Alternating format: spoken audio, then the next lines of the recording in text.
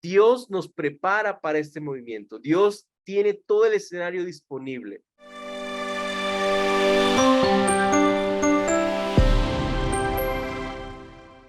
Ahora falta que conocer a estos actores de la reforma, conocer a quiénes son los que van a llevar este fuego para poder ser activados y van a comenzar a operar en los dones proféticos. Para eso tenemos a nuestro doctor Elio, que nos va a compartir cuáles son los actores de la reforma. Adelante, doctor.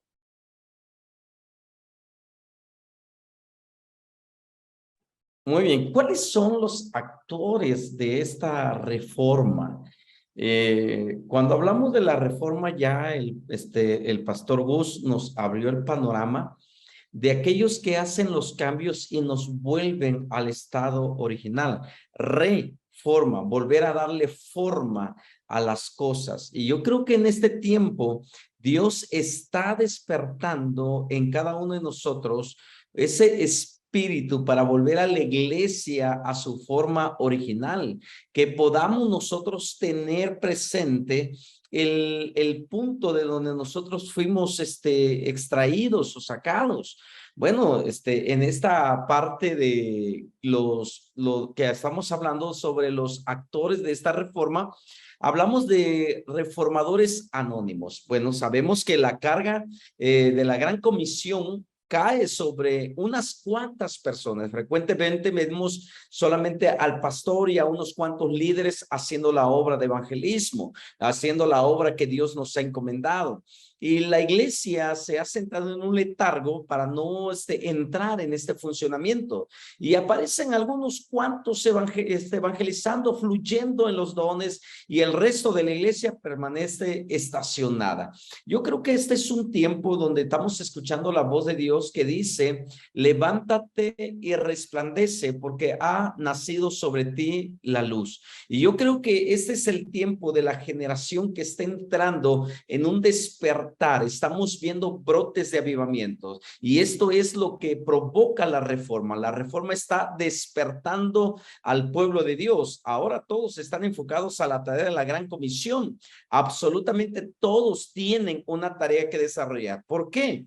Porque, bueno, estamos entrando al punto donde tenemos que comprender que lo que Dios está estableciendo, lo que Dios está trayendo, es que Dios está llamando no a ocupar plataformas luminarias. Dios está llamando héroes anónimos. Y la pregunta es: ¿por qué los llamo héroes anónimos? ¿Por qué los llamamos héroes anónimos? Porque son personas sin grandes títulos, pero con mucho anhelo de ser útil en la Gran Comisión. Cuando me refiero que son personas sin grandes títulos, no estamos tratando de decirte no estudies, no te prepares, deja eso para otro tiempo, ya Cristo viene, ya no tienes que seguirte preparando. No, absolutamente no. Al contrario, prepárate, porque estamos entrando a una generación que está pidiendo y solicitando hombres y mujeres que se puedan levantar con conocimiento, con revelación, con inspiración y con poder del Espíritu. Y esos son los que necesitamos trabajar, y es la parte donde tenemos que ver. Hallamos una historia que es impresionante, una historia en la Biblia, en el capítulo 5 del segundo libro de Reyes, de Naamán, la historia de Naamán. Y en esta historia de Naamán nos indica que había un general leproso llamado Naamán, que en la casa de este hombre había una muchacha hebrea que trabajaba con la mujer de Naamán. Esta muchacha dijo a la mujer de Naamán: si rogase mi señor al profeta que está en Samaria, él lo sanaría de su lepra. El rey de Siria envió cartas al rey de Israel diciendo: cuando lleguen a ti estas cartas, sabe por ellas que yo envío a ti mi siervo Naamán para que lo sanen de su lepra. El rey de Siria asoció en su mente que cuando Naamán fuera a Israel sería sanado. ¿Cómo?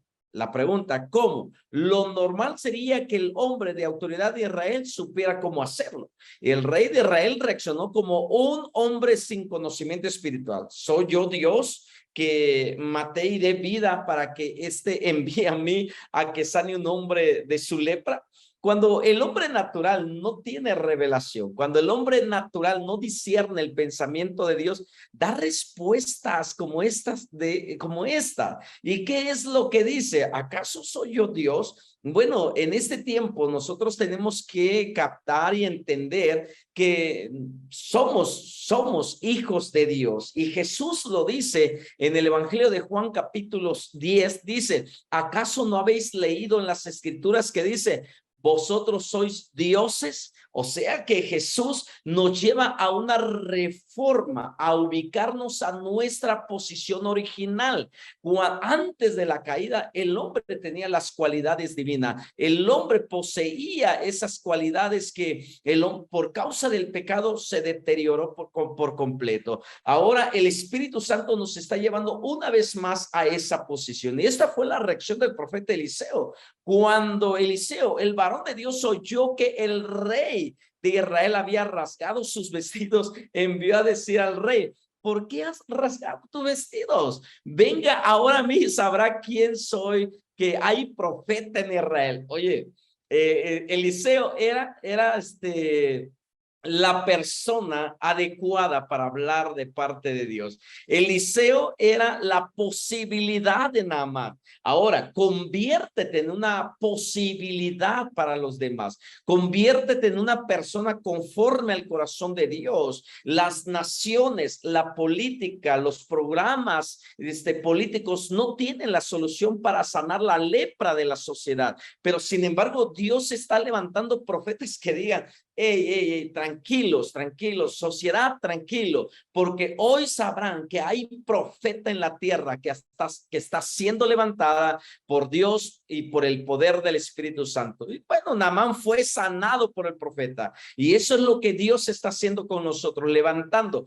No hombres que quieran los reflectores sobre su vida. No. Hombres que quieran, mujeres que quieran trabajar tal vez tras bambalina, tal vez tras el anonimato, pero que demuestren el poder de Dios. No necesitamos que la gente nos aplauda, necesitamos que Dios nos apruebe. Y en esta escena, el siervo codicioso de Eliseo, Jesse, dejó que la codicia llenara su corazón. Entonces, vemos que en esta historia hay 5 tipos de personas. Naamán, el general leproso, la muchacha que servía a la mujer de Naamán, el rey ignorante de Israel, el profeta Eliseo. Y vemos aquí en este tema, cuando hablamos de que había un siervo codicioso, entonces vemos que nosotros tenemos que saber cuál es nuestra posición. La sociedad está leprosa como Naamán.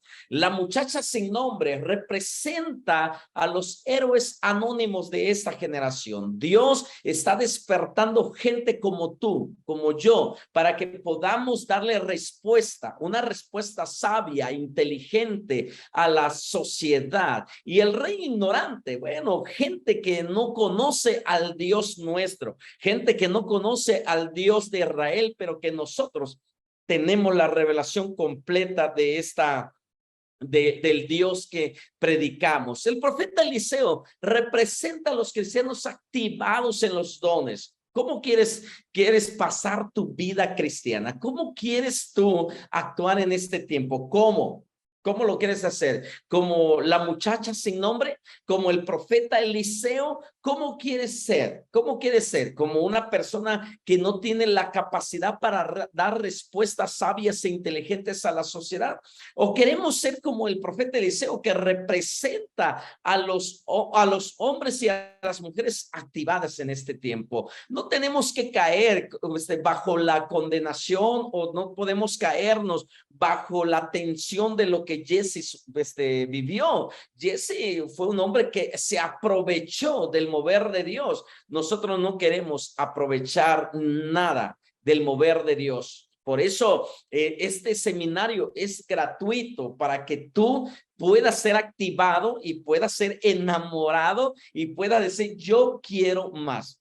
¿Estás de acuerdo conmigo? Yo quiero más. ¿Por qué? Porque no solamente te quedes con esta primer parte. Este es el primer escalón que te va a llevar a una altura mayor. Así que prepárate porque vienen cosas increíbles. Esta iglesia, la iglesia de hoy, debe de actuar como una máquina bien afinada. Cada pieza haciendo la labor que le corresponde. Tenemos que hacer el trabajo que Dios está trayendo en nuestras vidas. Entonces, aquí nosotros podemos comprobar que como hijos de Dios tenemos que actuar de acuerdo al corazón de nuestro Dios y que podamos nosotros creerle a ese Dios que nos lleva a esa imagen, a esa altura, porque como hijos de Dios, nuestro más grande desafío es que seamos formados a la imagen de Cristo. Ese es el top, esa es la altura, ese es el deseo que Cristo dejó, que alcancemos la estatura del varón perfecto. Y para hacerlo necesitamos tres cosas. Número uno, ser conformados. Número dos,